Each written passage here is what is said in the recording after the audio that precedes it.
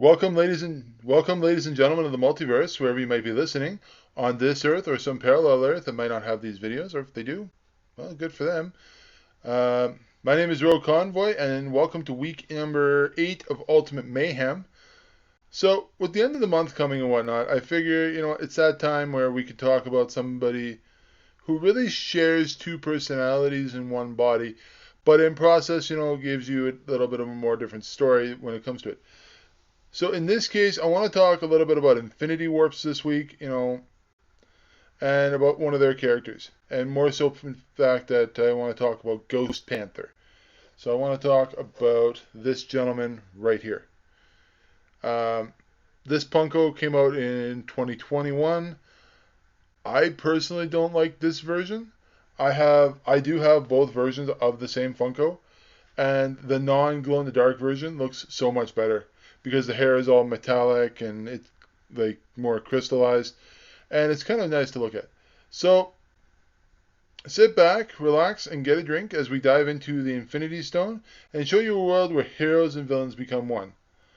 And with that, welcome to Warp World and welcome to Ultimate Mayhem Ghost Panther Edition. Again, we just showed you the lovely Funko. If you get a chance, I will put a link in the description as well for the 2-in-1. So what that means is that they basically combined all the stories for the Infinity Warps and put them all into one kind of graphic novel, and hence we'll put that there for you. So if you want to pick that up, then you can go ahead and do so. So Marvel introduced this idea during the Infinity Warp or Infinity Wars storyline as a follow-up to one of their previous stories, which is Infinity Countdown. So when these characters were introduced originally, they were introduced during Infinity Wars number 3, where Requiem, which we know is also Gamora, this daughter of Thanos, believes she could do better than what her father had done. So basically, her father snapped the world and basically killed half the people on the planet. So instead, she managed to take everyone, so that means heroes, villains, civilians, into the Soul Stone. And then instead of just like leaving them there and letting them do their thing, she takes the world and folds it in half. Now, that gives us some interesting heroes that go along with this. This one in particular, I figured was the best one to start with. There's also a Arachnite, which is the Moon Knight Spider-Man. Madam Hell, which has Hela from Thor. If you've seen Thor Ragnarok, the one Kate Blanchett played. And if you've seen Agents of S.H.I.E.L.D., the one, I don't remember her name. Who cares? That Madam Hela or Madam Hydra played at one point. So this story was written by Jerry Duggan and then drawn by Mike Deodato Jr. I believe that's how you say it. So there are 6 comics that feature the Infinity Warps, and like I mentioned previously, you could buy the 2-in-1, which gives you a little bit more of the in-depth conversation and shows you the origin stories of most of these Infinity Warp characters, as you can see here on the back of this box. All of the different ones that come involved. And then, yeah. And I will also, like I said, I will include the link below if you also want to pick up the Funkos. This one here was an exclusive to EB Games, or in this case now GameStop in Canada. So it may not be openly available to you. I've seen like Madam Hell still sitting there. I've seen, Diamond. I haven't seen Diamond Patch. I haven't seen Iron Hammer. And there was also, I believe, if I remember correctly, there was 3 that went to Walgreens as well as exclusives. They were also glow in the dark. I believe I have the Iron Hammer version of it. I will, again, like these things as I'm going. So with that, let's talk a little bit about Ghost Panther. So, as we all know, this iteration of Ghost Panther, when I say it, it's a combination of King or T'Challa, as we all know as the Black Panther, and Johnny Blaze, who is known as the Ghost Rider. The story kind of follows a little bit of the same, except for the fact that we'll dive right into this. And as characters come up, like we'll meet some characters later on, I will try to get you the best combination so that you understand what's going on there. Okay, so T'Challa had become exiled from Wakanda by his own father. And basically he was a cocky little kid, and the dad said, okay, enough's enough, and eventually just said, get out. Some of us may be like that eventually. He left home and traveled to America, where he began learning from daredevil writing and such from Jericho Sampson. So, now this is one where we're meeting a character for the first time that has also been folded into two different characters. So, Jericho Sampson is also known as Brother Voodoo and Crash Sampson. So, if you don't know Crash Sampson from the Ghost Rider, he is basically Johnny Blaze's promoter and whatnot, and he's basically there to make sure that Johnny Blaze continues his thing. So as such, he had taken the name of the Ghost Rider, Johnny Blaze, and became a well-known stunt rider. So during his time in America, obviously he changed his name, became more famous because of his stunt riding, and then went from there. So 5 years into this career, 5 years, T'Challa suffers an accident which leads to his death. So he obviously suffers a fatal accident while doing a stunt and dies in the process. So Jericho had been known as a well-known mystic. So this is the other half of this story, the Brother Voodoo. Brother Voodoo was a well-known mystic and whatnot. And he brought forth a demon known as Zarathos in hopes that he could resurrect T'Challa. So basically he was hoping that he can bring his moneymaker back and use the demon to try to do so. Zarathos had sensed the hunter spirit within the warrior, and she offered him the power if he hunted the souls of the wicked for her. So basically, he's becoming getting the deal for Ghost Rider to save his own ass. He initially refused to take the power from her because the risk was not worth the reward from her. Basically, she returns him after that point and let him know that his father had died in the process. So she didn't kill his father, but we're going to talk about that again. But his father is dead, and she just allowed him to come back with no repercussions whatsoever. I thought that was weird. So T'Challa managed to return to Wakanda for the funeral and to see his sister Shuriri. So that one is a combination of Shuri, the tech genius and whatnot from Black Panther, and Riri Williams, who is known as the successor to Iron Man, which is Iron Heart.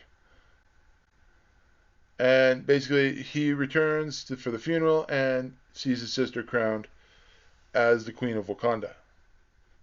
So by that point, T'Challa had learned that his father, King T'Chaka, had been murdered, as well as remaining pieces of the heart-shaped herb had been destroyed, thus ending at that time the legacy of the Black Panther. So with that, obviously we learned two things there. One, his father had been murdered by someone.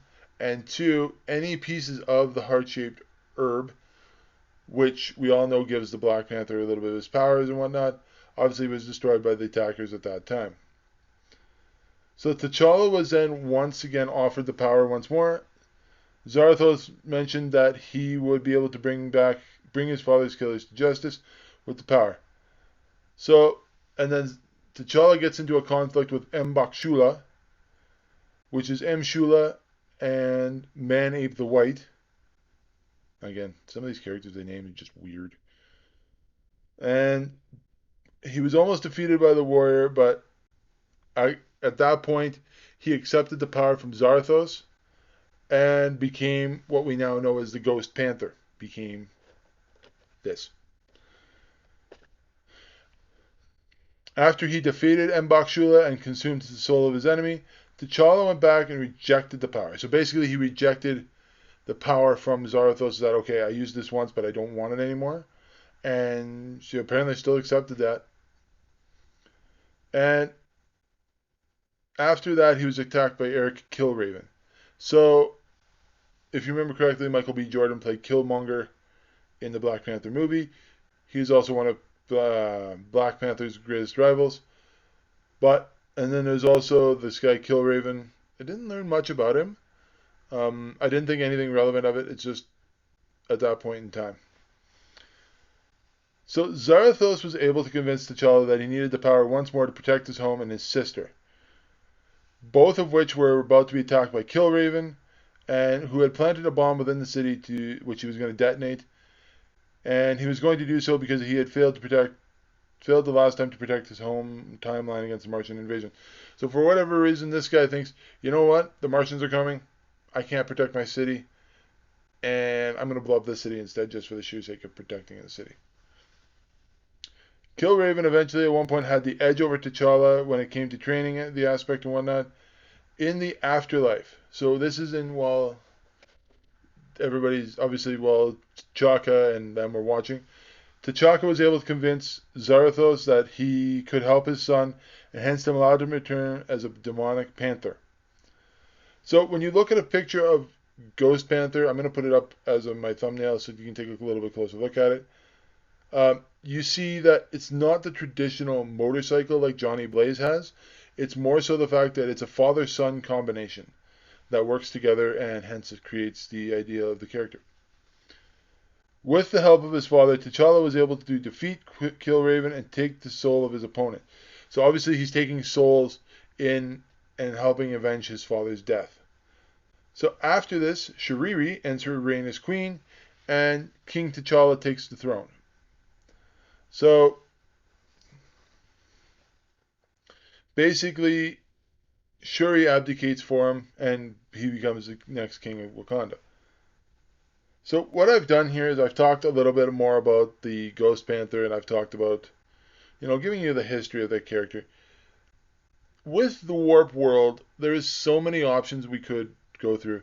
What I would like at this point is, if you've seen a comic character you're not familiar with, or you want to hear stories about different characters, let me know.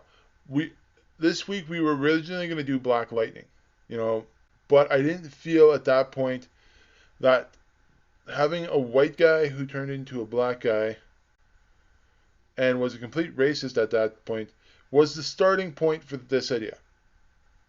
I thought about it, but I figured I could save that for a later time when Black Lightning becomes relevant again and whatnot, if they resurrect the show. The show, by the way, you get a chance, phenomenal. This comic, phenomenal to read as well. The Thor Iron Man combo, the Doctor Strange Captain America combo, two of my favorite characters. I may do those later on. So, with that, let the multiverse be your guide. Let it lead you, let it open the door, let it figure out where you want to go, and let it help you decide where you want to go. My name is Rogue Convoy, and this has been the Ultimate Mayhem and the Ghost Panther edition. Stay tuned. We may actually get a second video out today, but I'm not sure where we're going to go. I'm going to do the part 2 from last week, which was the spies, assassins, and police. So we're going to talk about Jason Bourne.